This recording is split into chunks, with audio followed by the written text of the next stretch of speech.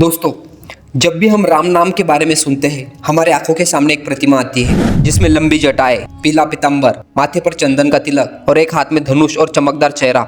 बस यही वर्णन हमारे माइंड में भगवान श्री राम का बना हुआ है।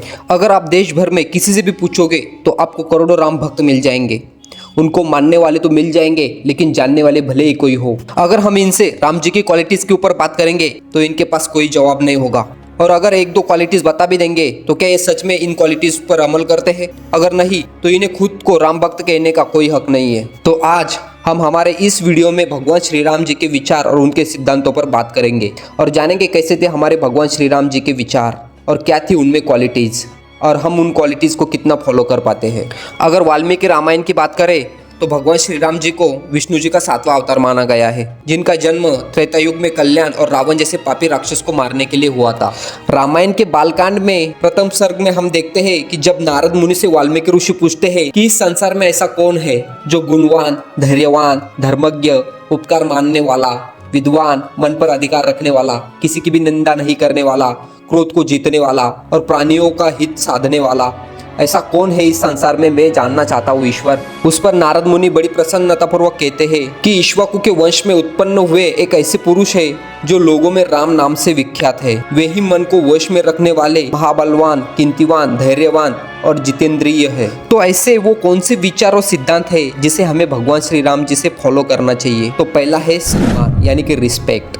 चाहे पिता हो या माता, भाई हो या फिर पत्नी या फिर मित्र ही क्यों ना हो, उन्होंने सबको सम्मान दिया और कभी भी किसी का दिल उन्होंने कभी नहीं दुखाया और ना ही कभी किसी के आचरण से वे दुखी हुए। अपने माता पिता के प्रति उन्होंने कभी मन में ईर्ष्या नहीं रखी। अपने माता पिता के प्रति उन्होंने जो मन में सम्मान था उसी सम्मान का आदर करते हुए बिना किसी शिकायत के वो वनवास चले गए। जहाँ पर भाई के लिए पूरा राज्य त्याग दिया वहीं पर पत्नी के लिए पूरे संसार से लड़ गए। तो हमें भगवान श्री राम जी से सम्मान वाली क्वालिटीज को फॉलो जरूर करना चाहिए। दूसरी क्वालिटी है प्रेम यानी कि लव। भगवान श्री राम जी का सीता के प्रति जो प्रेम था वो इतना ज्यादा गहरा था। भगवान श्री राम जी सीता के जाने के बाद कई दिनों तक वन में भटकते रहे। वहीं पर वो पहली बार था जब वो अपनी पत्नी के लिए रोए थे। दूसरी बार वो जब रोए जब लक्ष्मण को बाण लगकर लक्ष्मण जी मूर्छित हो गए थे। ये दो पल उनके लिए बेहद दुखदायक थे, जहाँ पर पूरा संसार ये देखकर दुखी हो गया था। यही वो प्रेम है जिस प्रेम के लिए उन्होंने राम सेतु तक बनाया और यही वो प्रेम है जो उनको उनके माता पिता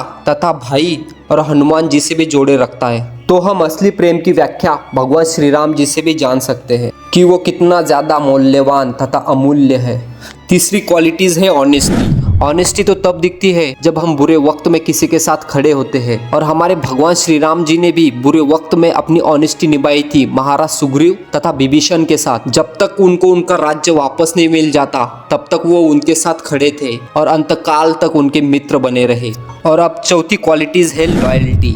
भगवान श्री राम जी ने माता सीता के अलावा किसी और स्त्री की तरफ आंख उठाकर तक नहीं देखा। वे अपने प्रेम के प्रति इतने लॉयल थे कि शूर्पणखा एक सुंदरी के भेष में उनके सामने आने के बाद भी उनका मन 1% भी नहीं ललचाया। इसी के साथ वो लॉयल थे अपने वादे के प्रति जो उन्होंने सुग्रीव से किया था। उन्होंने सुग्रीव का कभी साथ नहीं छोड़ा तथा वो सुग्रीव के साथ हमेशा खड़े रहे। इसके विपरीत जब सुग्रीव को भगवान श्री राम जी की वजह से अपना राज्य वापस मिला तो सुग्रीव अपना वादा भूल चुका था। हालांकि श्री राम जी ने उन्हें बाद में याद दिलाया था, लेकिन भगवान श्री राम जी अपने रिश्ते और अपने वादे के प्रति हमेशा लॉयल मतलब वफादार रहे। और पांचवी क्वालिटी है हम्बलनेस मतलब विनम्रता। भगवान श्री राम जी इतने ज्यादा हम्बल थे कि उन्होंने कभी भी झूठ नहीं बोला, कभी किसी की निंदा तक नहीं की और ना ही किसी का बुरा चाहा। उनका मन साफ और गंगा जल की तरह पवित्र था। और इन सभी चीजों का वर्णन हमें श्री वाल्मीकि रामायण में मिल जाता है। सिर्फ एक जगह ये वर्णन मिलता है कि वो माँ कैसे कहते हैं कि अगर आपको राज्य चाहिए था तो मुझे बोल देते, क्या आपको मुझ पर विश्वास नहीं था? तो यही सारी क्वालिटीज होने की वजह से हम उन्हें मर्यादा पुरुषोत्तम श्री राम कहते हैं। अगर आप श्री राम के इन क्वालिटीज को फॉलो करते हैं या फिर एक भी क्वालिटीज को फॉलो करते हैं तो आप जरूर एक राम भक्त हैं। तो आपको वीडियो कैसी लगी मुझे नीचे कमेंट में जरूर बताइएगा और जाने से पहले वीडियो को लाइक और चैनल को सब्सक्राइब भी जरूर कर लीजिएगा। हम यहाँ पर ऐसे आध्यात्मिक और पौराणिक वीडियो इस चैनल पर लाते रहते हैं। तो मिलते हैं अगले वीडियो में किसी नए टॉपिक के साथ। तब तक के लिए आप ख्याल रखिए अपना। धन्यवाद।